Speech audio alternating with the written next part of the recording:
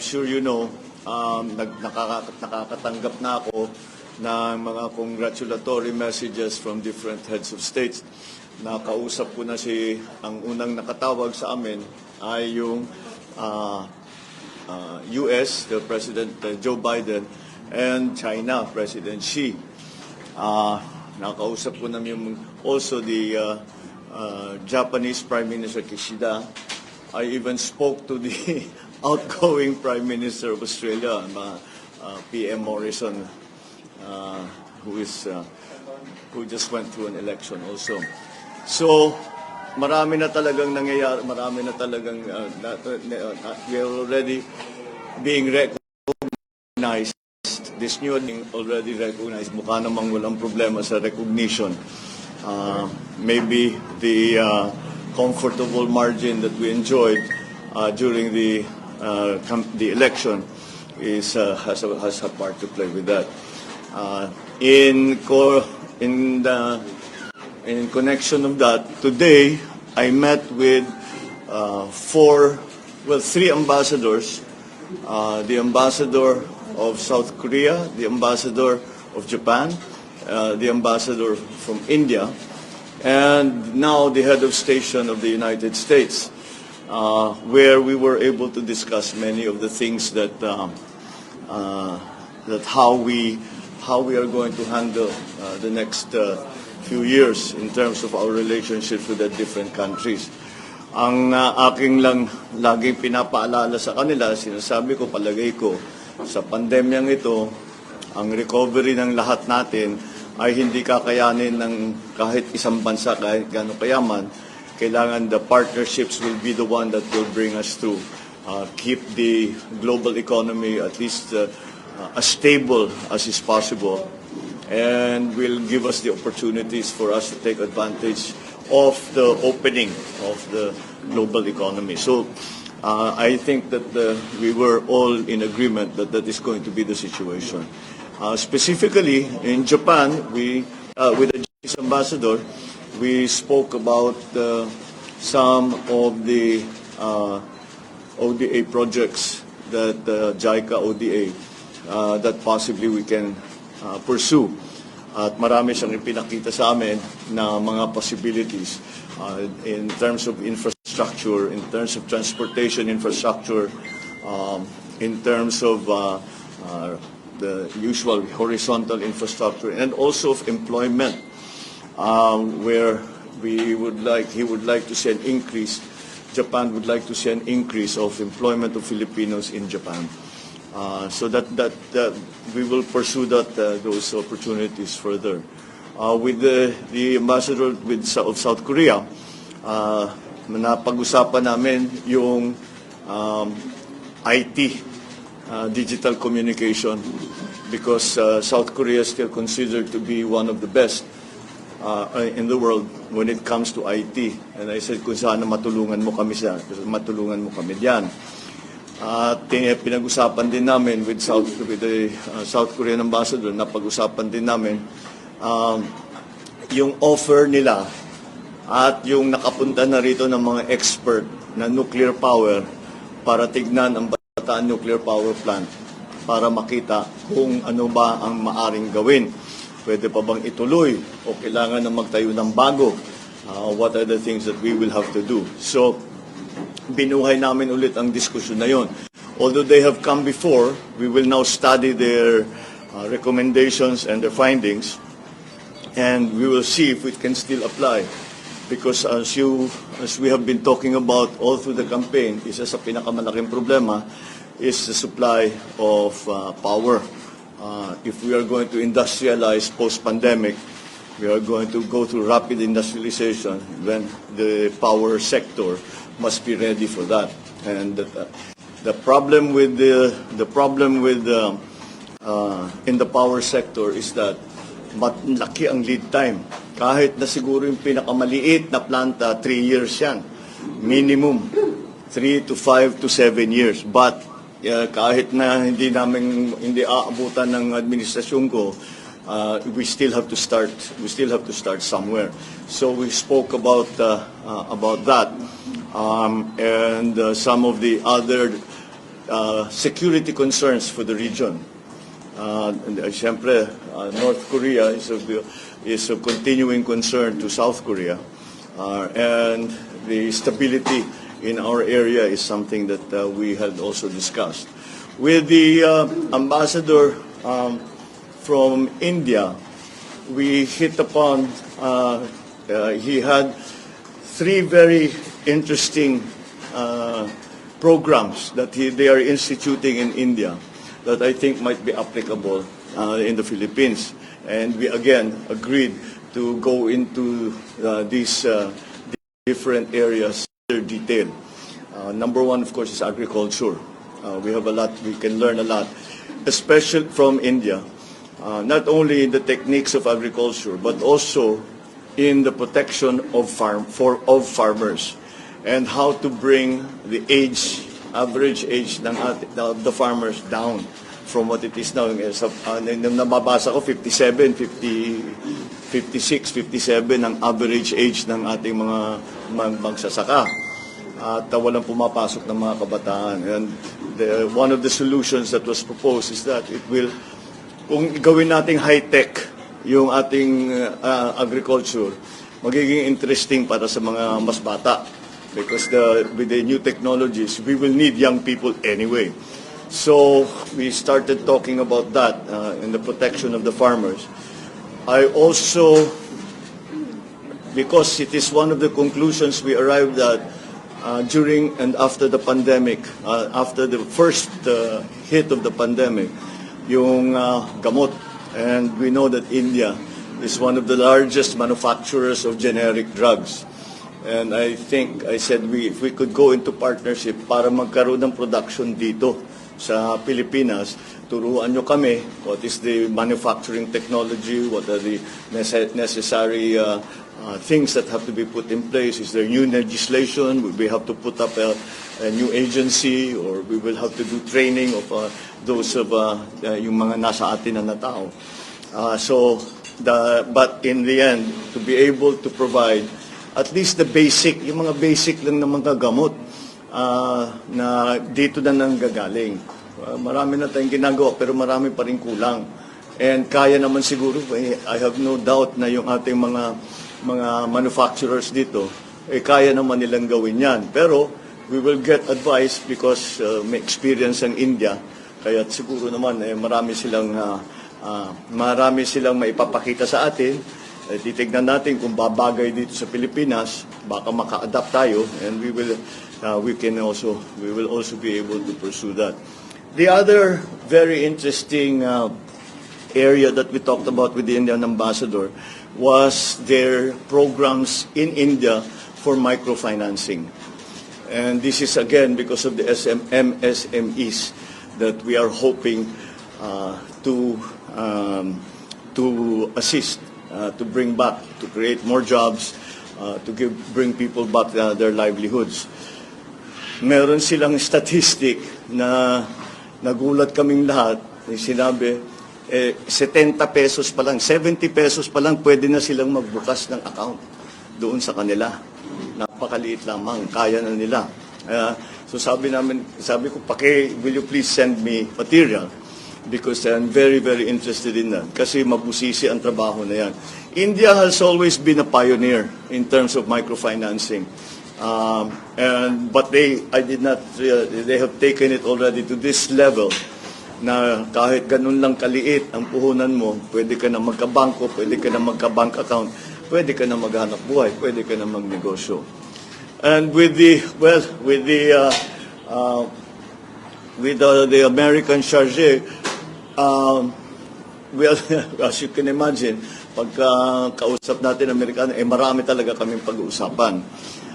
But primarily, one of the first subjects that we came upon were the assistances that the United States is offering to mitigate climate change in different countries. At very active sila. They want to take a leadership role in the mitigation of the effects of climate change, of global warming.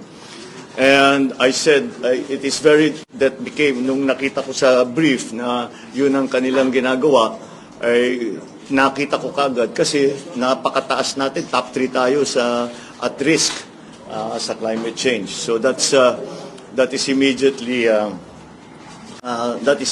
of great interest.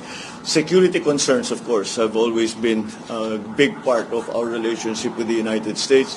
But then the additional ang aking sinasabi, it is very well. Of course, we will welcome any assistance for the economy that we can get from the United States. But I think that not only a dependence on aid from the United States, but also in trade not aid, balik pa rin tayo doon, trade not aid.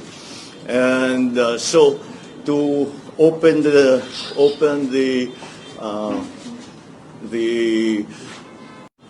government, the bureaucracy, this administration, to the possibilities of private partnerships, joint venture from the Philippines and with the American. Marami naman tayong history sa ganyan. Marami ng trabat na nagbubukas dito na kumpanya na American for a long time now. So that is a well-established route or role that we have the part of our relationship. Siyempre, security concerns, pinag-usapan namin, the return or the re-signing or the extension of the VFA agreement and how it has to be redefined for the near future with the changing situation around the world, especially in our region. Siyempre, yun ang ating primary concern. So we talked about some new technologies that might be available to us in terms again of power generation, but which ang usapan talaga nasa climate change. Napunta kasi naman climate change na pupunta yan sa lahat ng sektor eh. Kaya yun ang napunta power, napunta sa agri, napunta sa iba't ibang sektor. So that is the extent of my discussions with the ambassadors today, with some of the diplomats that came to see me today. This is not the first time I've met with them. This must be about the second, third, or fourth time already dahil nung kampanya pa lang, marami nang pumupunta, nagtatanong, ano ba talagang iniisip mo, ano yung binabalak mo. And this is just to further the discussion so that we get into actual practical detail. Hindi lang yung mga vague ideas of what can be done, but really to dig down and to see what can be done, what needs to be done para mag-succeed itong mga program na ito. What do we have to do in the Philippines? What can we expect from our partners around the world? So that's basically it.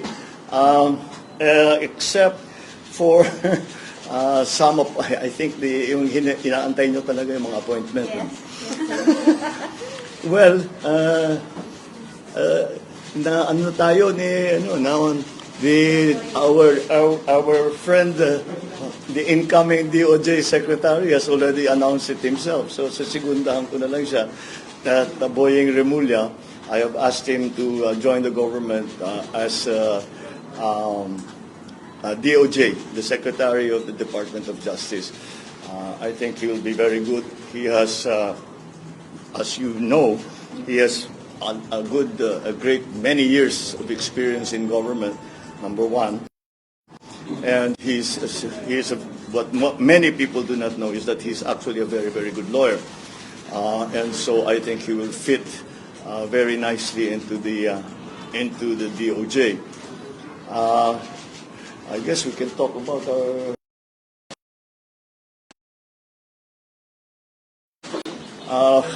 I had over lunch the former Secretary Laguesma of Dole and Tuts Ople to talk about the labor segment, both Dole and the new Department of Migrant Workers. Our new my nominee for Dole is going to be the former Secretary Laguesma to return, and we've asked help from Tuts Ople to start organize already the Department of Migrant Workers, so that when the time comes that we are mandated to start operations in pag-isipan kung ano ang gagawin natin para pagdating ng panahon ay mabilis na. The Department of Migrant Workers from the day one will immediately be operational and performing its function. That's really my general policy sa lahat na ito, is to fix policy as early as now, so that when the time comes that we are giving now our nominations to the CA, ay mabilis na ang magiging proseso. At kahit na hindi pa ma-confirm yung mga iba, hindi pa natapos ang confirmation process ng mga iba, ay ang mangyayari ay marami na tayong naintindihan na ng mga tao natin, the cabinet secretaries and the rest of government, kung ano yung kailangan gawin, what is expected, what the timetable has to be, so that we can immediately start work as soon as the term of the next administration begins. I have also tapped an old friend who also was formerly in this position, Arce Balisacan, who was our former NEDA, and I've asked him to return to NEDA. I've worked with him extensively in the time that I was governor. We have very similar thinking in that regard. Kaya't malakas ang loob ko. I know he's very competent. I know his policies are policies that will be to the betterment of our country and for employment, for the development of the economy. Nag-uusap kami ng ilang oras at mukha namang tumutugma ang aming pag-iisip tungkol sa approach natin dito sa mga darating na ilang taon when it comes to the economic managers. I know that siyempre ang punot dulo talaga na susunod na administrasyon is the economy. Kaya alam ko yan inaabangan na talaga ninyo. Allow me and maybe a few more days for me to be able to announce formally who will be part of the labor sector is going to be very much part of any redevelopment and recovery of the economy. So that's part of it. NEDA, obviously. Sa NEDA, having come from governor, sabi ko dapat ibalik natin yung primary function ng NEDA. NEDA, you have to remember, is the National Economic Development Authority. And the process has always been that the provincial development councils will forward their recommendations to the regional development council, which will forward their recommendations to NEDA. Hindi na nasunod yun. Kailangan natin maibalik because, again, being a proponent of local government, we need to hear from local governments so that what we do at the national level is relevant to the needs and the concerns of local government. So that's it for now. I think that's enough to be getting on with. We're working very hard on the other departments, and dahan-dahan naman. We are beginning to fill the positions. I still have to talk to them, some of our proposed nominees, and we have to understand na nagkakasundo kami sa polisiya. Kasi kung di naman sila mag-agree, mahirap naman masyado yun. So we will continue to discuss with them, and should they agree, umpisahan na namin ang mga planning para diyan. So I wanted, technically talaga, dapat after proclamation itong mga announcement na ito. Pero I know na maraming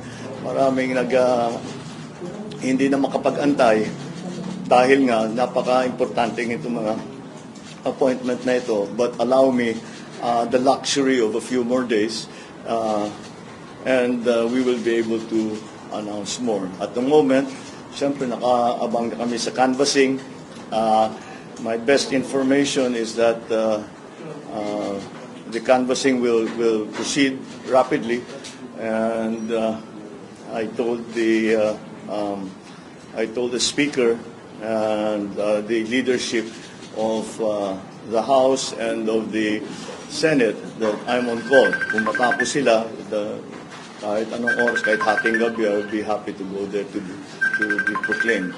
So that's what we are busy with now.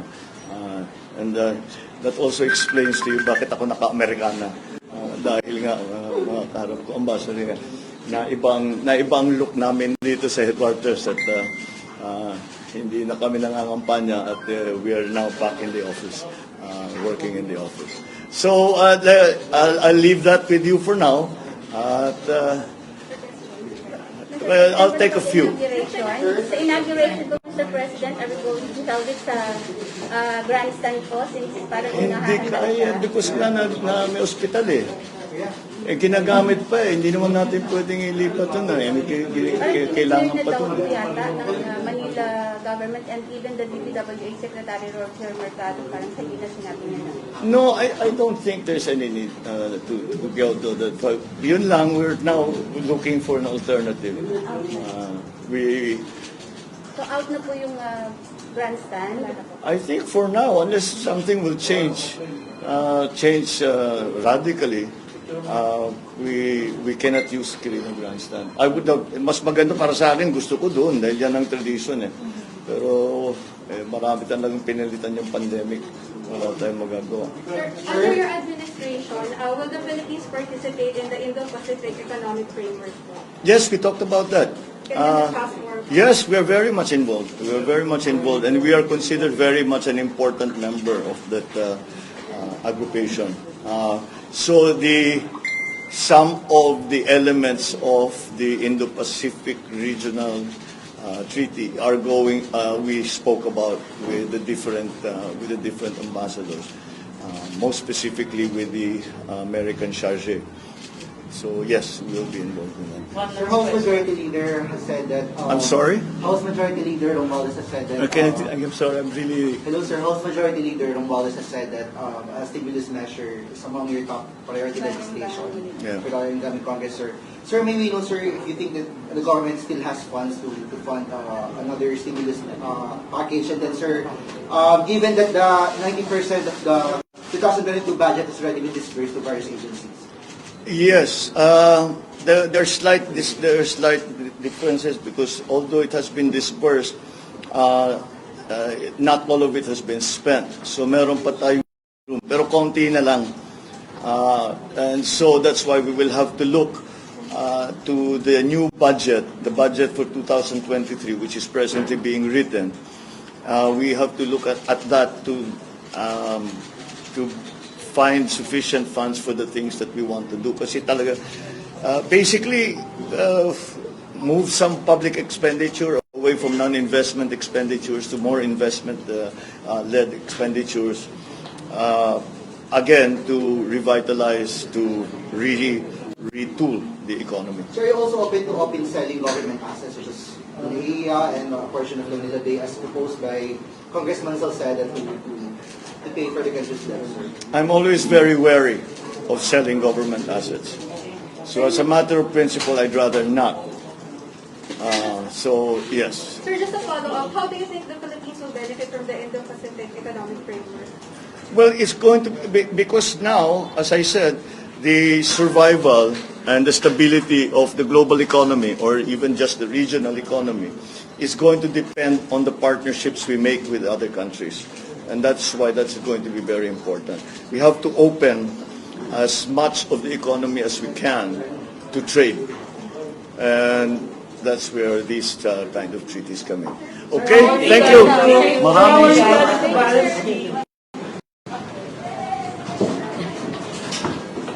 Paano po sana yung BA mo? Yung BA mo? Oo nga.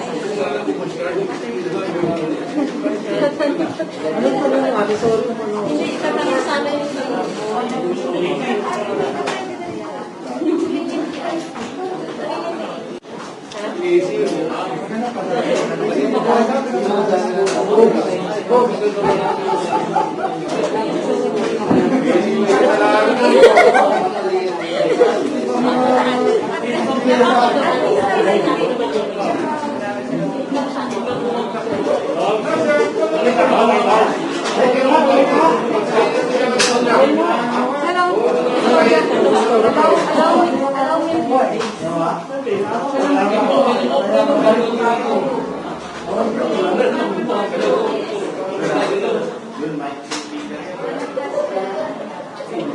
Patingin ng buwa? Patingin ng buwa? Ayan.